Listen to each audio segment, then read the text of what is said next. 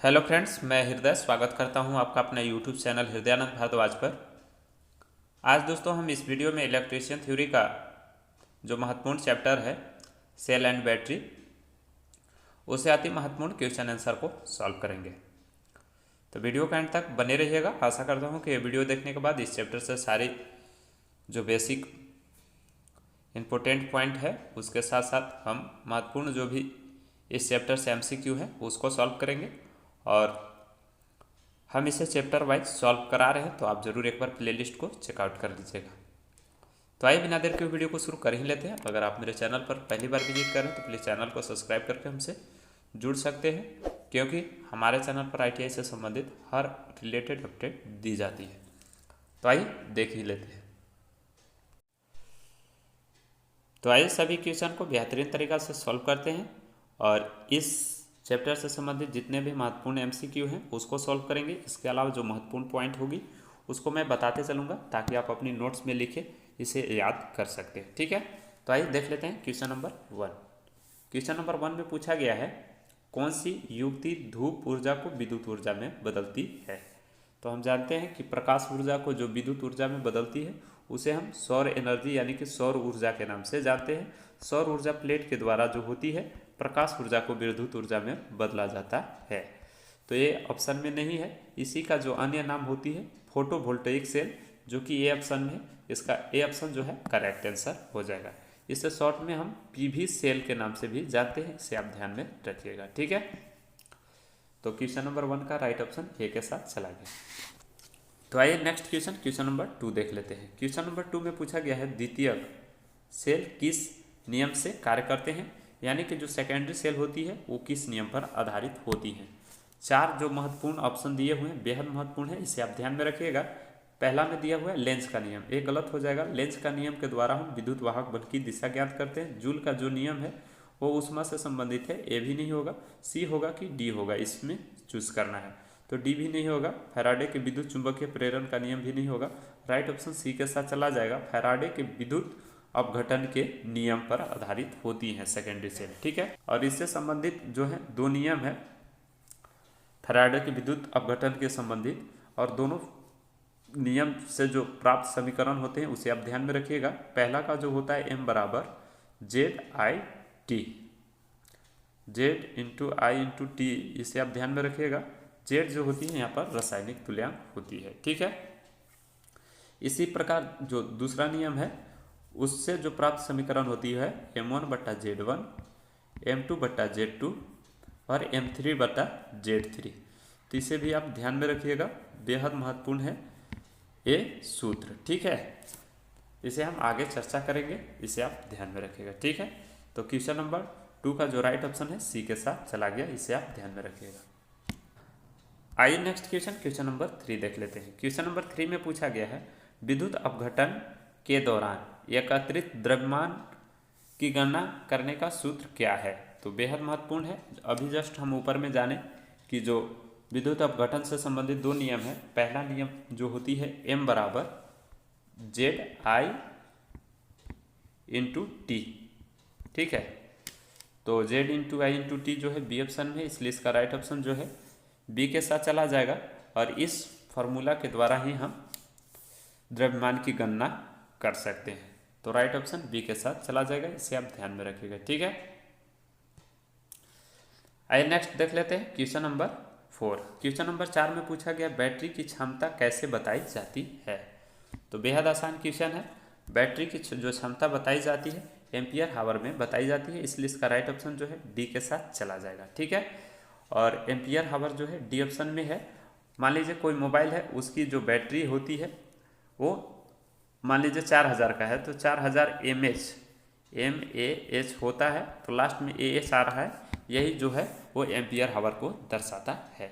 बाकी जो होती है आप इसे भी ध्यान में रखिएगा। विभव का जो होती है वोल्ट होती है, शक्ति का जो होती है वाट, और वोल्ट एम्पियर का जो होती है आभासी शक्ति की होती है, इसे आप ध्यान में रखिएगा। बेहद सारे ऑप्शन जो है महत्वपूर्ण हैं। आइए नेक्स्ट देख लेते हैं क्वेश्चन नंबर 5। क्वेश्चन नंबर 5 बेहद महत्वपूर्ण है। यहाँ पर पूछा गया है उस दोष का नाम बताइए जिसके कारण से सेकेंडरी सेल में प्लेटें मुड़ जाती है। तो सेकेंडरी सेल यानी कि द्वितीयक सेल की प्लेटें आपस में किस दोष के कारण मुड़ती है, तो इसका राइट ऑप्शन जो है ए के साथ चला जाएगा। बकलिंग दोष के कारण जो है सेकेंडरी सेल की प्लेटें मुड़ जाती है। बैटरी में मुख्यतः 4 प्रकार के दोष पाई जाती है, इसे भी आप ध्यान में रखिएगा। सेडिमेटेशन, सल्फेशन, बकलिंग और कोरोजन। तो ये 4 टाइप के दोष होते हैं, इसे आप ध्यान में रखिएगा। ठीक है, तो 5वां का राइट ऑप्शन जो है ए के साथ चला गया, बाकी ऑप्शन जो है गलत है, इसे आप ध्यान में रखिएगा। ठीक है, आइए नेक्स्ट देख लेते हैं क्वेश्चन नंबर 6। क्वेश्चन नंबर 6 में पूछा गया है विद्युत आवेश की इकाई क्या होती है। तो सभी लोग जानते हैं विद्युत आवेश की जो इकाई होती है, एसआई यूनिट पूछा गया है, वो कूलम्ब होती है, सभी लोग जानते हैं, इसलिए इसका राइट ऑप्शन जो है डी के साथ चला जाएगा। बाकी भी ऑप्शन देख लीजिएगा। इधर विभव का जो होती है वोल्ट होती है, शक्ति का जो यूनिट होती है वाट होती है, और धारा का जो यूनिट होती है एम्पियर होती है। तो ये सारे ऑप्शन बेहद महत्वपूर्ण है, इसे आप ध्यान में रखिएगा। इसके अलावा एक और महत्वपूर्ण पॉइंट को आप ध्यान में रखिएगा, विद्युत आवेश की अगर सीजीएस मात्रक में यूनिट पूछ देती है तो क्या होता है, तो सीजीएस यूनिट में पूछेगा तो आप ध्यान दीजिएगा, यहाँ पर ESU होता है। ESU का मतलब होता है इलेक्ट्रोस्टैटिक्स यूनिट, तो इसे आप ध्यान में रखिएगा। इसका जो सीजीएस पत्ती में यूनिट होती है ESU होती है। इसके अलावा कभी कभी पूछ देता है कि 1 कूलम्ब बराबर कितना होता है, तो इसे भी आप ध्यान में रखिएगा। 1 कूलम्ब इक्वल टू जो होती है 3 × 10 के पावर 9 ESU, इसे आप ध्यान में रखिएगा। ठीक है, तो यह महत्वपूर्ण पॉइंट है, इसे अपनी नोट्स में लिख सकते हैं। ठीक है, आइए नेक्स्ट देख लेते हैं क्वेश्चन नंबर 7 में। क्वेश्चन नंबर 7 में पूछा गया है लिथियम सेल का निर्गत वोल्टेज कितना होता है। निर्गत वोल्टेज कहने का मतलब है कि आउटपुट वोल्टेज पूछा गया है यहाँ पे। ठीक है, तो इसका राइट ऑप्शन जो है डी के साथ चला जाएगा। लिथियम सेल का जो निर्गत वोल्टेज होती है वो 2.5 वोल्ट होती है, इसलिए इसका राइट ऑप्शन जो है डी के साथ चला जाएगा। तो आइए अब नेक्स्ट क्वेश्चन नंबर 8 देख लेते हैं। क्वेश्चन नंबर 8 में पूछा गया है कम समय में उच्च दर से बैटरी को आवेशित करने हेतु कौन सी विधि अपनाई जाती है। बेहद आसान है, इसके महत्वपूर्ण ऑप्शन दिए हुए हैं, इसमें से राइट ऑप्शन जो है बी के साथ चला जाएगा। बूस्ट चार्ज मेथड का प्रयोग किया जाता है कम समय में बैटरी को उच्च दर पर आवेशित करने के लिए, इसलिए इसका राइट ऑप्शन जो है बी होगा। आजकल के जो लेटेस्ट मोबाइल आ रहे हैं वो कम समय में ही जल्दी चार्ज हो जाते हैं, तो यही मेथड का प्रयोग से वे जल्दी चार्ज हो जाते हैं, इसलिए इसका राइट ऑप्शन जो है बी के साथ चला जाएगा, ध्यान रखिएगा। ठीक है, तो आइए नेक्स्ट क्वेश्चन नंबर 9 देख लेते हैं। क्वेश्चन नंबर 9 में पूछा गया कार्बन जस्ता सूक्ष्म सेल में कौन सी विद्युत अपघट्य उपयोग किया जाता है। तो बेहद महत्वपूर्ण क्वेश्चन है। सूक्ष्म सेल में 2 टर्मिनल होते हैं, एक होती है एनोड और एक होता है कैथोड। ठीक है, तो इसे आप जानते होंगे। और एनोड जो होती है कार्बन का बना होता है, सूक्ष्म सेल की बात कर रहे हैं। ठीक है, और ये जो कैथोड होता है वो जस्ता का बना होता है, इसे भी आप ध्यान रखिएगा। और इसमें जो इलेक्ट्रोलाइट के रूप में जो प्रयोग किया जाता है विद्युत अपघट्य के रूप में, वो पूछा गया है आपसे। तो यहाँ पर होता है इसमें NH4Cl plus ZnCl3 plus POP, यानी कि कौन कौन, अमोनिया क्लोराइड, जिंक क्लोराइड और POP मतलब प्लास्टर ऑफ पेरिस। तो इसमें से कौन सा ऑप्शन दिया हुआ है आप देख सकते हैं। इसका राइट ऑप्शन जो है अमोनिया क्लोराइड, जो कि बी ऑप्शन में है, इलेक्ट्रोलाइट के रूप में प्रयोग किया जाता है, इसलिए इसका राइट ऑप्शन जो होगा बी के साथ चला जाएगा। बाकी जो ऑप्शन है गलत है। ठीक है, तो इसे आप ध्यान में रखिएगा। क्वेश्चन नंबर 9 का राइट ऑप्शन जो है बी के साथ चला गया। आइए देख लेते हैं। उसमें पूछा गया है द्रव्यों में विद्युत धारा प्रवाहित होना कौन सा प्रभाव कहलाता है। ठीक है, तो इसका राइट ऑप्शन आप सभी लोग जानते हैं डी के साथ चला जाएगा, उसे हम रासायनिक प्रभाव कहते हैं। और इसकी खोज जो किए थे वोल्टा नामक वैज्ञानिक ने किए थे। उन्होंने बताया था कि रासायनिक ऊर्जा को विद्युत ऊर्जा में बदला जा सकता है। तो ये महत्वपूर्ण पॉइंट थी, इसे आप ध्यान में रखिएगा। और इससे संबंधित हम एक वीडियो का लिंक डिस्क्रिप्शन में दिए हुए हैं। विद्युत धारा के प्रभाव कौन कौन से होते हैं, छोटा सा वीडियो है, आप अगर उसे देखना चाहते हैं तो लिंक डिस्क्रिप्शन में दिया हुआ है, उसे आप जरूर देख लीजिएगा। ठीक है, बेहद अच्छी तरीक़ा से उसमें बताई गई है। आइए नेक्स्ट आप देख लेते हैं क्वेश्चन नंबर 11। क्वेश्चन नंबर 11 में पूछा गया सीसा अम्ल बैटरी में ऋणात्मक प्लेट बनाने के लिए कौन सा पदार्थ का प्रयोग किया जाता है। सीसा अम्ल बैटरी का मतलब होता है लेड एसिड सेल। तो लेड एसिड सेल में ऋणात्मक जो प्लेट होती है किससे बनी होती है, ये पूछा गया। तो इसका राइट ऑप्शन जो है वो स्पंज सीसा यानी कि बी ऑप्शन के साथ चला जाएगा। इसे आप ध्यान रखिएगा, स्पंज सीसा का प्रयोग किया जाता है ऋणात्मक प्लेट बनाने के लिए। तो राइट ऑप्शन बी को आप टिक कीजिएगा, बेहद महत्वपूर्ण है, इसे आप ध्यान में रखिएगा। ठीक है, आइए नेक्स्ट देख लेते हैं क्वेश्चन नंबर 12। क्वेश्चन नंबर 12 में पूछा गया है धातु सतह के क्षरण नियंत्रण हेतु कौन सा तकनीक का प्रयोग किया जाता है। तो धातु का क्षरण नियंत्रण हेतु जिस तकनीक का प्रयोग करते हैं उसको हमको बताना है। तो इसका राइट ऑप्शन जो है वो कैथोडिक सुरक्षा, यानी कि राइट ऑप्शन बी के साथ चला जाएगा। इसे आप ध्यान में रखिएगा। धातु के क्षरण का नियंत्रण हेतु हम कैथोडिक प्रोटेक्शन का उपयोग करते हैं, इसीलिए इसका राइट ऑप्शन जो है बी के साथ चला जाएगा। बेहद आसान क्वेश्चन है, इसे आप ध्यान रखिएगा। क्वेश्चन नंबर 13 में पूछा गया डिजिटल घड़ी में सामान्यतः कौन सा सेल का प्रयोग किया जाता है। तो इसका राइट ऑप्शन जो है डी के साथ चला जाएगा। डिजिटल यंत्र या डिजिटल घड़ी में जो हम प्रयोग करते हैं सिल्वर ऑक्साइड सेल का प्रयोग करते हैं, इसलिए इसका राइट ऑप्शन डी के साथ चला जाएगा। हालांकि निमी के अकॉर्डिंग उसमें पारा दिया हुआ है, सी ऑप्शन दिया हुआ है, इसे आप अपने माध्यम से देख सकते हैं। मेरे अनुसार इसका राइट ऑप्शन जो है डी के साथ चला जाएगा। ठीक है, तो ध्यान में रखिएगा। नेक्स्ट आइए देख लेते हैं आप क्वेश्चन नंबर 14। क्वेश्चन नंबर 14 में पूछा गया है समानांतर युग्मन परिपथ में यदि एक सेल को विपरीत ध्रुवता के साथ संयोजित किया जाए तो क्या होगा। तो इसका राइट ऑप्शन जो है किसके साथ जाएगा, वोल्टेज का मान शून्य हो जाएगा, नहीं। खुला परिपथ हो जाएगा, नहीं। लघुपाथित हो जाएगा, यानी कि वह शॉर्ट सर्किट हो जाएगा, राइट ऑप्शन सी होगा।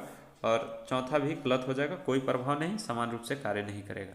तो यह शॉर्ट सर्किट हो जाएगा जिसके कारण उसमें परिपथ में कोई कार्य नहीं करेंगे। मान लीजिए इस तरह से दो सेल हैं और पैरेलल में जुड़े हैं, ए प्लस हो गया, इसकी ए माइनस हो गई। ठीक है, और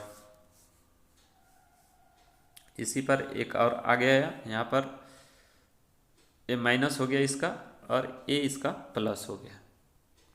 जब इस तरह से कनेक्शन करेंगे तो ये आपस में और सेम भी रेटिंग रहेंगे 2-2 वोल्ट का ही, तो ये आपस में शॉर्ट सर्किट हो जाएंगे और परिपथ पर कोई कार्य नहीं होगा, इसलिए इसका राइट ऑप्शन जो है सी के साथ चला जाएगा। इसे आप इस तरह से समझ सकते हैं। ठीक है, आइए देख लेते हैं नेक्स्ट क्वेश्चन नंबर 15।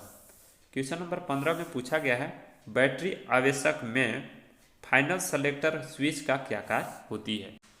तो इसका राइट ऑप्शन जो है ए के साथ चला जाएगा। बैटरी अवशोषक में जो फाइनल सेलेक्टर स्विच होती है उसका जो मुख्य कार्य होती है धारा रेटिंग का चुनाव करना, राइट ऑप्शन ए के साथ चला जाएगा। अदर ऑप्शन आपको देखने की जरूरत नहीं है, तो राइट ऑप्शन ए को टिक करेंगे। आइए नेक्स्ट क्वेश्चन नंबर 16 देख लेते हैं, जो कि बेहद महत्वपूर्ण है। क्वेश्चन नंबर 16 में पूछा गया है सौर सेल में तापमान के संदर्भ में निर्गत शक्ति पर क्या प्रभाव पड़ेगा। तो इसके 4 ऑप्शन दिए हुए हैं। तापमान पर कोई प्रभाव नहीं पड़ेगा, ये गलत हो जाएंगे ऑप्शन। तापमान में वृद्धि के साथ वृद्धि, ये कुछ हद तक सही है।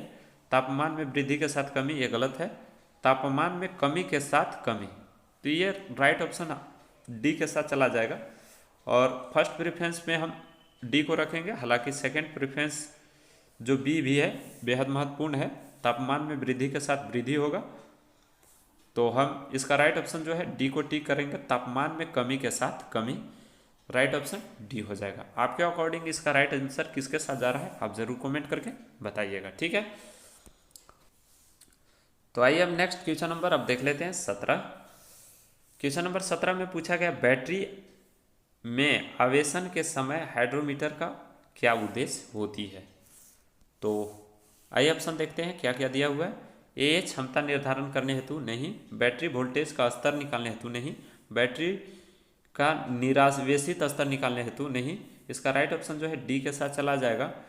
विद्युत अपघट्य की विशिष्ट गुरुत्व निर्धारित करने के लिए हाइड्रोमीटर का उपयोग किया जाता है, यानी कि बैटरी का अपेक्षिक घनत्व हाइड्रोमीटर के द्वारा मापा जाता है, आप सभी लोग जानते हैं। इसलिए इसका राइट ऑप्शन जो है डी के साथ चला जाएगा। तो क्वेश्चन नंबर 17 का राइट ऑप्शन डी के साथ चला गया। ठीक है, आइए देख लेते हैं next question number 18। Question number 18 में पूछा गया है फैराडे के विद्युत अपघटन के प्रथम नियम के अनुसार सूत्र क्या होती है। तो इसका राइट ऑप्शन जो है आप सभी लोग जानते हैं M बराबर ZIT। तो ये सूत्र को हालांकि हम ऊपर में भी बता दिए थे, और यहाँ पर ध्यान दीजिएगा M बराबर ZIT जो होता है इसको थोड़ा सा आप ध्यान में रखिएगा।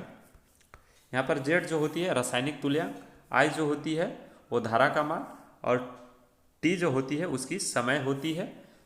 ठीक है, और IT जो होती है वो विद्युत धारा की मात्रा होती है, क्योंकि हम जानते हैं कि Q बराबर जो होती है I इंटू टी होती है। तो इसे भी आप ध्यान रखिएगा, यह महत्वपूर्ण पॉइंट है। इसका राइट ऑप्शन जो है बी के साथ चला जाएगा क्वेश्चन नंबर 18 का। तो बस आज के लिए बस इतना ही। इसका नेक्स्ट पार्ट हम पार्ट 2 में नेक्स्ट क्वेश्चन यानी कि क्वेश्चन नंबर 19 से सॉल्व करेंगे, और इसमें जो क्वेश्चन की संख्या है 40 है, ज़्यादा क्वेश्चन नहीं है। तो इसका पार्ट 2 जल्द हम अपलोड कर देंगे, और इसका PDF हम अपने टेलीग्राम पर दे देते हैं। टेलीग्राम ग्रुप का जो लिंक है वो डिस्क्रिप्शन में दिया हुआ है। अगर आप जुड़े नहीं हैं तो प्लीज़ वहाँ से जुड़ जाइएगा, और इस सभी PDF को आप वहाँ से आसानी से डाउनलोड कर सकते हैं। इसके अलावा कोई डाउट होता है तो कमेंट बॉक्स में लिखिए, मैं आपका रिप्लाई कर दूंगा। तो मिलते हैं फिर नेक्स्ट वीडियो में नई जानकारी के साथ। तब तक के लिए अपना ख्याल रखिएगा। Bye bye.